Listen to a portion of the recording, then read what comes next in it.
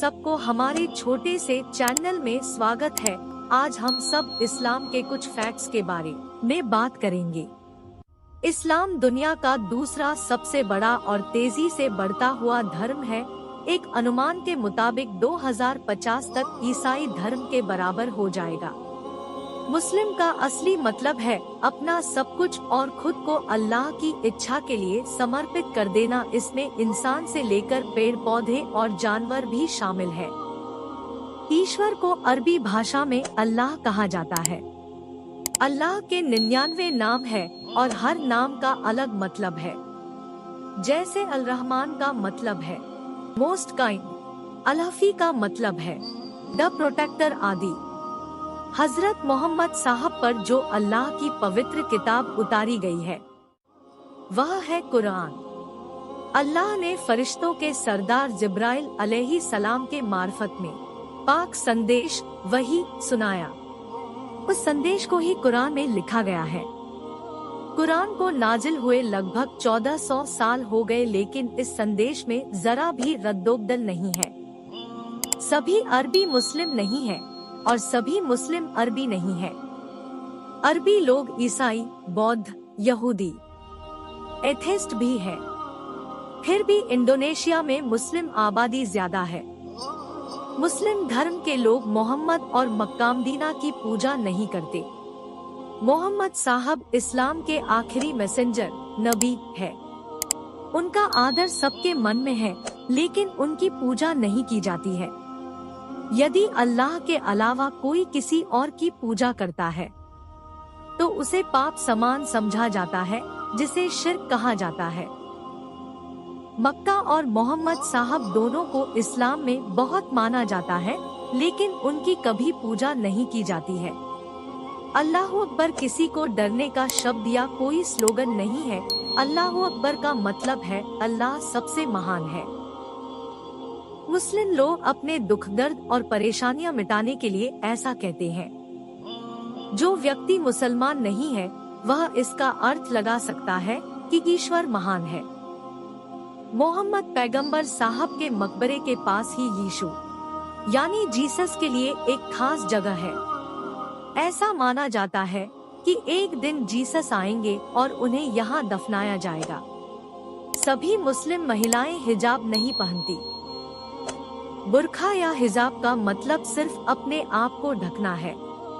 मुस्लिम महिला के लिए बुर्खा पहनना अनिवार्य नहीं है। वे अन्य ढीले और मॉडर्न कपड़े भी पहन सकती हैं। बस आपके शरीर का कोई हिस्सा दिखना नहीं चाहिए। मतलब कि अपने आप को पर्दे में रखना। जिस्म को छुपाने का मकसद जिस्म का शेप नजर नहीं आना चाहिए। औरतों को पर्दा करने से पहले मर्दों को अपनी नजर नीचे करने का हुक्म कुरान में है। इस्लाम में शराब और स्मोकिंग क्यों बंद है? इसका कारण है कि अल्कोहल और शराब एक धीमा जहर है और इस्लाम में आत्महत्या वर्जित है। जो भी आपको मार सकती है, इस्लाम उसकी आज्ञा नहीं देता है। इसके साथ इन चीजों के सेवन के बाद व्यक्ति बुरे काम भी करता है। नशे में रहकर लोग गलत काम कर देते हैं। इसलिए इस्लाम धर्म में सब हराम है।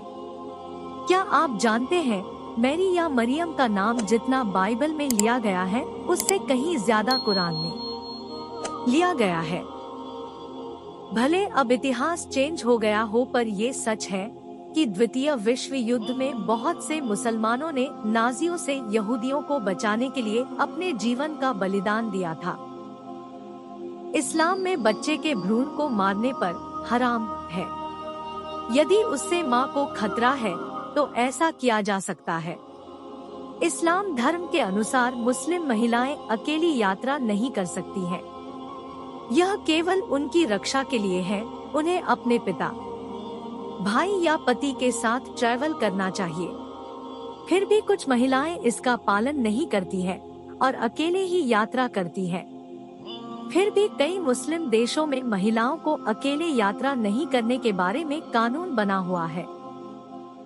इस्लाम धर्म की मान्यताओं में बेटियों को वरदान माना जाता है। अधिकतर मुस्लिम अरब लोग नहीं होता। दुनिया के केवल 15% मुस्लिम ही अरब है। हिंसा इस्लाम के खिलाफ है। इस्लाम का मतलब है शांति और लोगों को मजबूती से इसका पालन करना चाहिए। इस्लाम मानवता पर आधारित है और मोहम्मद साहब ने तो उन लोगों को भी प्यार किया जिन्होंने उन पर कचरा फेंका था। जो व्यक्ति अपने आप को मुसलमान कहता है और हिंसा फैलाता है, इस्लाम ऐसे व्यक्ति को स्वीकार नहीं करता है।